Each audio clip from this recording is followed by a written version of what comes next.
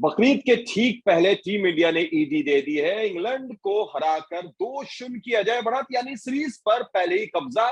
स्वागत है आपका ESPN cricket 4 T20 time out Hindi में, और इस पर चर्चा करने के लिए हमारे साथ मौजूद है भारतीय all rounder leg spinner Piyush Chawla. बहुत बहुत स्वागत है पीयूष आपका, और सबसे पहले बकरीद की बहुत बहुत मुबारकबाद।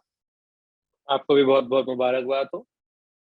पीयूष, ऐसा लगता है कि ईदी एक रात पहले ही दे दी भारतीय टीम ने, जिस तरीके का आज क्रिकेट खेला। हालांकि शुरुआत में यानी पहली पारी के बाद सवाल जरूर घूम रहे थे कि क्या भारतीय टीम कुछ रन से शॉर्ट हो गई, क्या जो शुरुआत मिली थी उसके बाद लड़खड़ा गई भारतीय पारी। लेकिन गेंदबाजों ने सब चीजों का जवाब बेहतरीन अंदाज में दिया।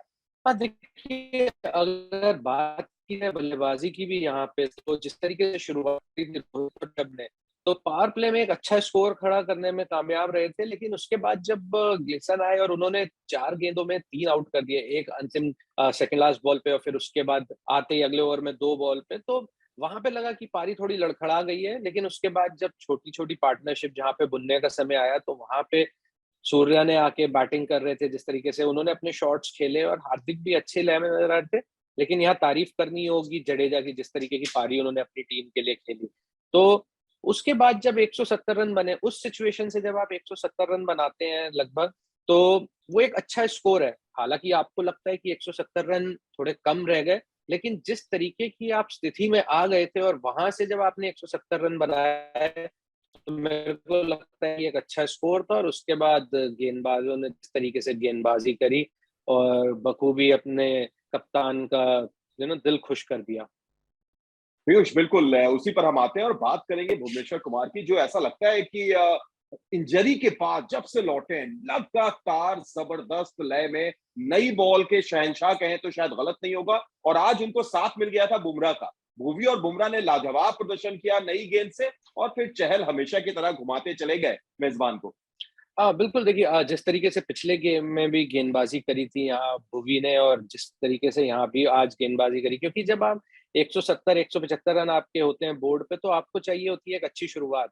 और भुवी ने अच्छी शुरुआत दी, पहली गेंद पे उसने विकेट लिया, फिर उसके बाद एक और बड़ा विकेट लिया। और यहाँ तारीफ करनी होगी ऋषभ पंत की भी, क्योंकि हम लोग जानते हैं कि जब बटलर को थोड़ा अपने शॉट्स खेलने होते हैं, तो कई बार वो चहलकदमी करते हैं फास्ट बॉलर के खिलाफ भी। तो उन्होंने स्टंप के करीब आ गए और उनको चहलकदमी करने से रोका और एक बेहतरीन कैच पकड़ा, जो कि जब बैट के निचले हिस्से में लग के जाती है तो इतना आसान नहीं होता जब कीपर आगे खड़ा होता है। और फिर बुमराह ने जिस तरीके से वो स्लोअर पे विकेट लिया, तो काबिले तारीफ गेंदबाजी करी यहाँ पे सारे गेंदबाजों ने, चाहे वो चाहल हो, चाहे वो इवन हार्दिक ने भी जो 2-3 ओवर डाले, बहुत अच्छी गेंदबाजी करी। यानी गेंदबाजी में सारे जो बॉक्सेस थे वो टिक थे पीयूष। लेकिन थोड़ी सी अब बात कर लेते हैं बल्लेबाजी की, जिसका शुरुआत में आपने एक जिक्र जरूर किया था, पर उसको थोड़ा विस्तार से आपसे हम बातचीत करते हैं। और तारीफ पहले करनी होगी उससे टॉप ऑर्डर में सेंध मारने के लिए डेब्यूटेंट रिचर्ड गिलिसन की, जिन्होंने लाजवाब गेंदबाजी करते हुए कौन शुरुआती 3 विकेट रोहित शर्मा, ऋषभ पंत, विराट कोहली जैसे खिलाड़ियों का लेता है। तो टॉप ऑर्डर का लड़खड़ाना, विराट कोहली का एक बार फिर सबकी निगाहें, सबकी नजर थी, और उस तरीके से आउट होना कैसे देखते हैं पीयूष आप? देखिए, अगर रिचर्ड ग्लीसन की बात की जाए, जब आप अपना पहला अंतरराष्ट्रीय मैच खेल रहे होते हैं, हालांकि वो 34 साल में उन्होंने अपना पदार्पण किया आज, तो इसका मतलब है कि काफी क्रिकेट खेल चुके हैं और अनुभव है और अच्छी लेवल पे क्रिकेट खेल चुके हैं। और वो यहाँ पे देखने के लिए भी मिल रहा था, क्योंकि जैसे बॉल कर रहे थे आके, हार्ड लेंथ हिट कर रहे थे और सभी बल्लेबाजों को परेशान किया। और टॉप 3 जो हम लोग जानते हैं कि जिस तरीके के वो तीनों बल्लेबाज हैं ऊपर के हमारे तीन, चाहे वो रोहित हो, चाहे ऋषभ हो, चाहे विराट हो, तो काफ़ी काबिल-ए-तारीफ़ गेंदबाज़ी यहाँ पे रिचर्ड ने करी। और आपने बात करी विराट की, तो जिस तरीके की ब्रांड ऑफ क्रिकेट अभी इंडिया खेल रही है और जैसा बैटिंग कर रहे हैं, तो वो टीम के लिए खेलने आए थे और उन्होंने वैसे ही किया। उनको लगा बॉल उनके पाले में, उन्होंने मारने की कोशिश करी, तो वो आउट भले ही हो गए, लेकिन वो देखने वाली चीज़ थी कि हालाँकि हमें पता है कि विराट इस समय बहुत अच्छी फ़ॉर्म में नहीं है, पर यहाँ पे उन्होंने अपने आप को नहीं, अपने से पहले उन्होंने अपनी टीम को आगे रखा।